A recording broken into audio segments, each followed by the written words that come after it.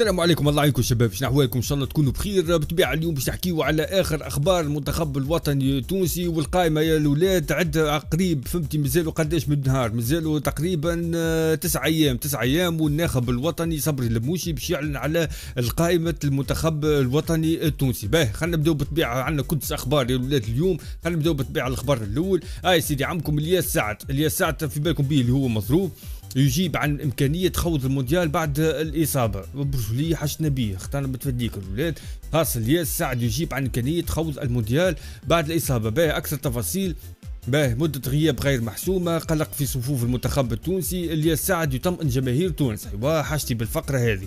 هذا في خضم هذه المخاوف تواصلت منصة وين مع اللاعب للاطمئنان على حالته الصحية، حيث بعث برسائل إيجابية طمأنت الجماهير. وأكد سعد أن عملية التعافي تسير بشكل جيد، مشيرا إلى أن الأمور تسير على النحو الأمثل. وعن إمكانية مشاركته في كأس العالم بدأ اللاعب متفائلا، حيث قال كل شيء على ما يرام والحمد لله. الله أعلم عاد وقتاش باش يرجع، فهمتي ما صرحش وقتاش باش يرجع. تصريحات الياس سعد تعكس روحا إيجابية وثقة في العودة السريعة، لأن الحسم النهائي سيبقى رهين التقارير الطبية خلال الأسابيع القادمة. وبين التفاؤل والحذر يترقب جمهور تونسي أخبار مطمئنة حول جاهزية أحد أبرز عناصره.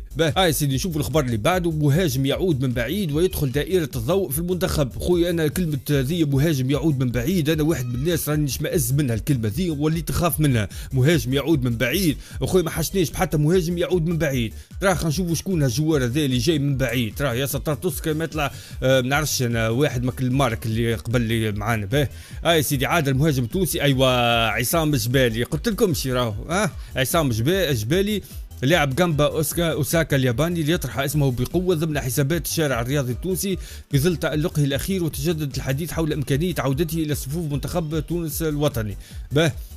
جبالي يطمح للحضور المونديالي الثاني مع منتخب تونس، واضاف انا حاضر بدنيا ومعنويا مستعد لمساعده المنتخب التونسي والاندماج مع المجموعه في اي وقت، وتابع ان شاء الله تكون هناك فرصه متاحه. صحيح اني في القائمه الموسعه لكني واصل العمل والاجتهاد.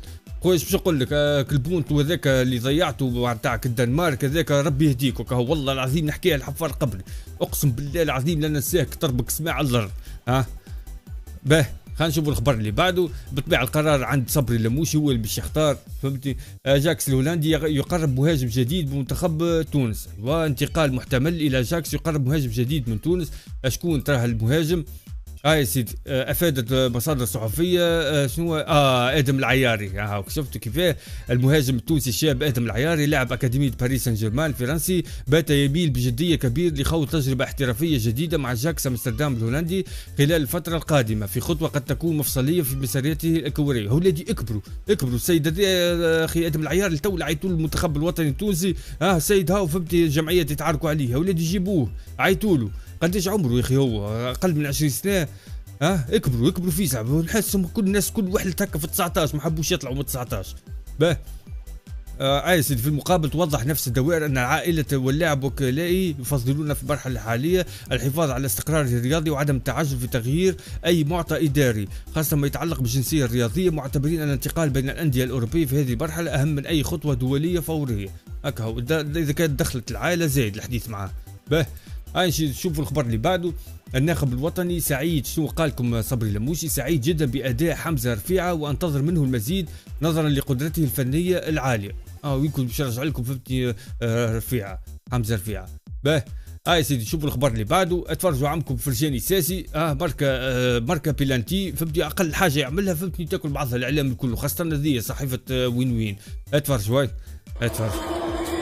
هاكم باش يشوت بيلانتي كيفاش هاكم ماركا قعد واحد غادي كيفاش قعد واحد الاخر كاتب له قالوا مفجوع في باله ضيعها كالعاده.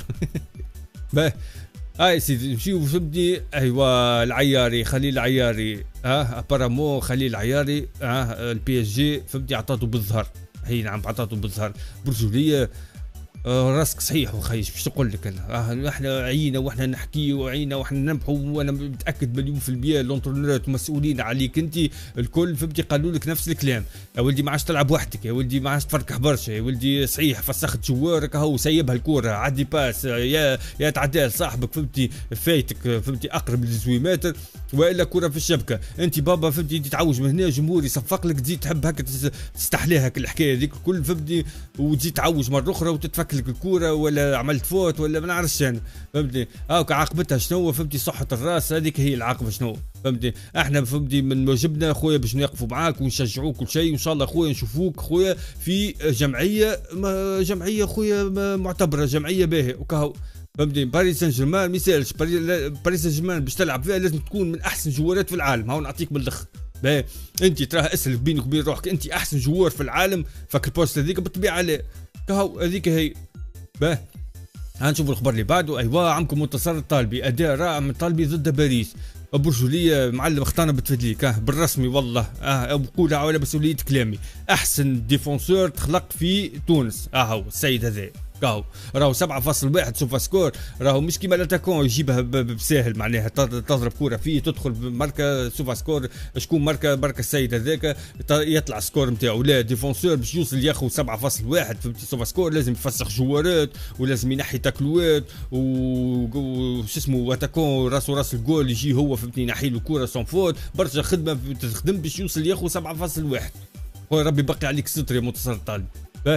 نشوفوا الخبر اللي بعده. المرة الثانية على توالي مدرب منتخب صبري لموشي حاضر في رادس لمتابعة النادي الافريقي. فوالا المرة الثانية على توالي مدرب منتخب صبري لموشي حاضر في رادس هاكا باش يتابع فهمتي الماتش نتاع الكلوب.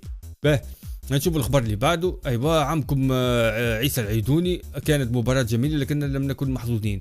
اسمع شنو قال. On n'a pas de la réussite sur la fin, après c'est les pénaltys, c'est comme ça. Alhamdoulilah, de toute façon quoi qu'il arrive. يعجبني السيد هذا ديما كلمة الحمد لله في فمه. خلينا نشوفوا الخبر اللي بعده. ايوا رسميا الجامعه التونسيه لكره القدم تعلن تواصلها مع صانع الالعاب ايوب المخفاوي لتمثيل المنتخب الوطني التونسي في قادم المواعيد. صانع العاب دينامو شنيا الكرواتي صاحب 20 عام قرر تمثيل منتخب تونس بدلا من المنتخب الفرنسي. ملاوينكم شفتوا كيفاه ان شاء الله خويا فهمتني. هو وحنا بعلي بداو فهمتني مع بعضهم. اكتبوا لي في التعليقات ينجموا يلعبوا مع بعضهم في نفس البوست ولا ما نجموش ولا كيفاش معناها جوهم. خلينا نشوفوا الخبر اللي بعده. ايوا قال كان يا مكان لاعب اسمه حمزه رفيعه في تشكيله جوفنتوس الايطالي يخرج في كرات لكريستيانو رونالدو. اي نعم في 18 متر ويعيط لي قبل ما يعمل كريستيانو كنترول الكره لانه يعرفوا باش يماركيها. برا يا زمان وجه زمان يلقى روحه رفيعه يخرج في كرات لمواطن ايفواري اسمه دانهو جابوه لنا للترجي وقالوا لنا راهو مهاجم.